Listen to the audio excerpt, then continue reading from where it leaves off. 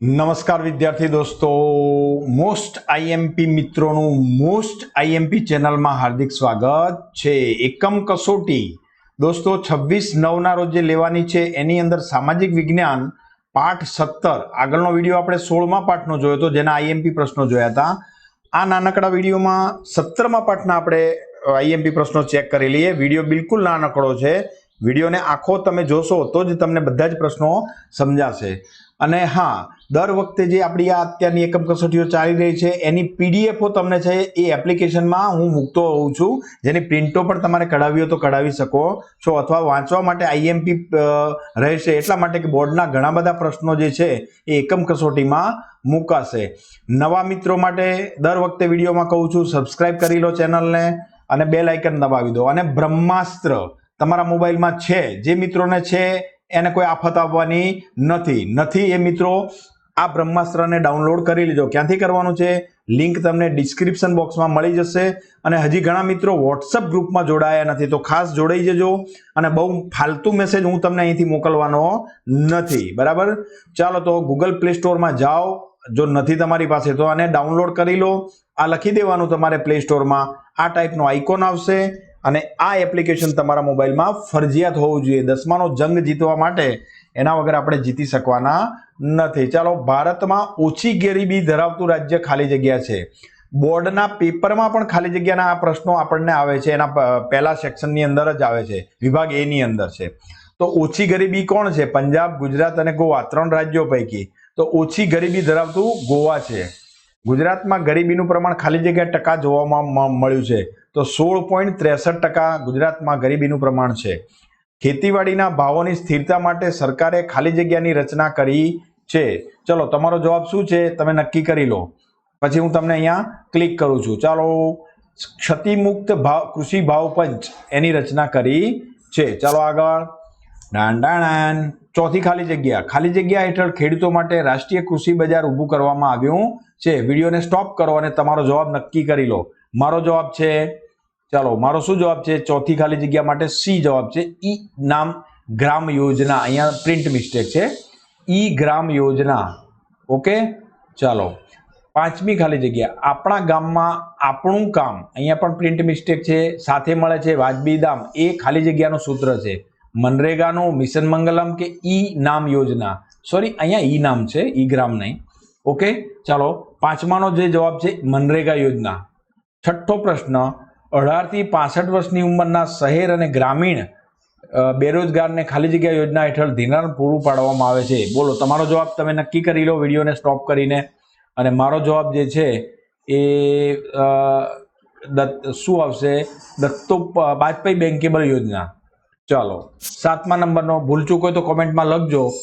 7મો પ્રશ્ન, ભારતના ખાલી જગ્યા રાજ્યમાં બેરોજગારીનું પ્રમાણ સૌથી ઊંચું જોવા મળ્યું છે. તો 7માનો શું જવાબ આવે છે મિત્રો? કેરળમાં, બિહાર અને ઝારખંડ. તો એનો જવાબ આવે છે બિહાર. કયો જવાબ આવે છે? બિહાર. ચાલો, ખાલી જગ્યાએ બેરોજગારી નિવારણ માટે સીમિત બેરોજગારીની નોંધણી કરતી સંસ્થા છે. તો એનો જવાબ આવે છે કયો? બેરોજગાર વિનિમય કેન્દ્ર. ચલો, 9મામાં, વિશ્વના દેશો પોતાના શ્રમિકોનું આદાન પ્રદાન કરે છે, તેને ખાલી જગ્યા કહે છે. બુદ્ધિધનનું બહિર્ગમન, વિશ્વ શ્રમ બજાર કે શ્રમની આંતરરાષ્ટ્રીય ગતિશીલતા? તો એનો જે જવાબ છે એ બુદ્ધિધનનું બહિર્ગમન આવે છે. યુવા બેરોજગારને નવા આઈડિયા સાથે ઉદ્યોગ સાહસિક બની સ્વરોજગાર તરફ ખાલી જગ્યા યોજના પહેરે છે. Make in India, startup India કે ડેવલપમેન્ટ ઇન ઇન્ડિયા? તો સ્ટાર્ટઅપ ઇન્ડિયા એનો સાચો જવાબ આવે છે. ચાલો આગળ જઈએ ફટાફટ. ખરા કે ખોટા? ચલો, નક્કી કરજો તમારો ફટાફટ. ખરા ખોટા તમારા મનમાં શું આવે છે? પહેલું વિધાન સાચું કે ખોટું નક્કી કરી લો. હું જવાબ આપું છું. દેશમાં ભાવોની સ્થિરતા માટે ક્ષતિમુક્ત કૃષિ ભાવ પંચની રચના કરવામાં આવી છે. વિધાન બિલકુલ સાચું. અન્ન સુરક્ષા ધારા હેઠળ ગુજરાતમાં સમૃદ્ધ અન્નપૂર્ણા યોજના અમલમાં આવી છે. બોલો ભાઈ, સાચું કે ખોટું નક્કી કરી લો તમારા મનમાં. ચલો, ખોટું વિધાન. સ્ટાર્ટઅપ ઇન્ડિયા યોજના યુવા બેરોજગારીને નવા આઈડિયા સાથે ઉદ્યોગ સાહસિક બની સ્વરોજગાર તરફ પ્રેરે છે. બોલો, વિધાન સાચું કે ખોટું? તો આ વિધાન બિલકુલ સાચું. રાષ્ટ્રીય ગ્રામીણ રોજગાર બાંહેધરી યોજના મનરેગા રોજગારલક્ષી કાર્યક્રમ છે. પ્રિન્ટ મિસ્ટેક છે. ચોથાનો જવાબ છે વિધાન ખોટું. એ મનરેગા એ રોજગારલક્ષી કાર્યક્રમ રાષ્ટ્રીય ગ્રામીણ યોજનામાં ગણાતી નથી. ગરીબીને કારણે બેરોજગારી ઉદ્ભવે છે. પાંચમું વિધાન, ગરીબીને કારણે બેરોજગારી ના ઉદ્ભવે.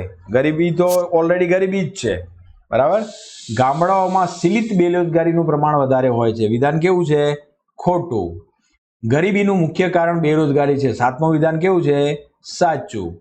આઠમું વિધાન, ભારતમાં બેરોજગારીની સમસ્યા વધુ ઘેરી બનવા પાછળ મુખ્ય જવાબદાર કારણોમાં વસ્તી વધારો નથી. 2021ની બોર્ડની પરીક્ષામાં પૂછાયું છે.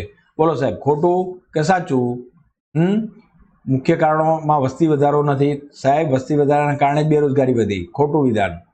વિશ્વના દેશો પોતાના શ્રમિકોનું આદાન પ્રદાન કરે છે, તેને વિશ્વ શ્રમ બજાર કહે છે. 9મા નંબરનું વિધાન કેવું? વિશ્વ શ્રમ બજાર. સાચી વાત છે. બુદ્ધિધનનું બહિર્ગમન બ્રેઇન ડ્રેઇન એ આંતરરાષ્ટ્રીય સ્તરે શ્રમ બજાર છે. વિધાન કેવું? ખોટું.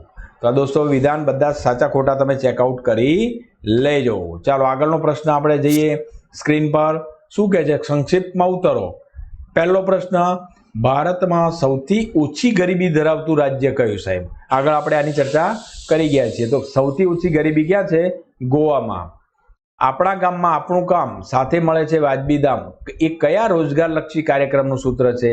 બોલો સાહેબ, જવાબ આપો તમે. ચાલો હું જવાબ આપું છું. ડાંટાણાન મનરેગા. બેરોજગારીના કયા કારણે કઈ સમસ્યા ઉદ્ભવે છે? ડાંડાણાન ભાઈ, કઈ સમસ્યા ઉદ્ભવે છે? તો ગરીબી. બેરોજગારીના કારણે ગરીબી ઉદ્ભવે છે. કઈ બે સમસ્યાઓ સગી બે બહેનો છે? બોલો ભાઈ, કઈ આવે? ગરીબી અને બેરોજગારી, આ બંને સગી બહેનો છે, એકબીજા સાથે જોડાયેલી છે. કઈ સંસ્થા શિક્ષિત બેકારોની નોંધણી તેમજ કામની જગ્યા પ્રકાર વિશે વિશ્વસનીય માહિતી આપે છે? કઈ સંસ્થા? તો ચાલો, રોજગાર વિનિમય કેન્દ્ર, જેની અંદર તમને જે કોઈ બેકારની ફોજ છે એ બધાની માહિતી બધી ત્યાંથી તમને મળી જાય છે. ચાલો, તો આવતા વિડીયોમાં ફરી મળીશું. ત્યાં સુધી શું છે મિત્રો? ટાટા અને બાય બાય.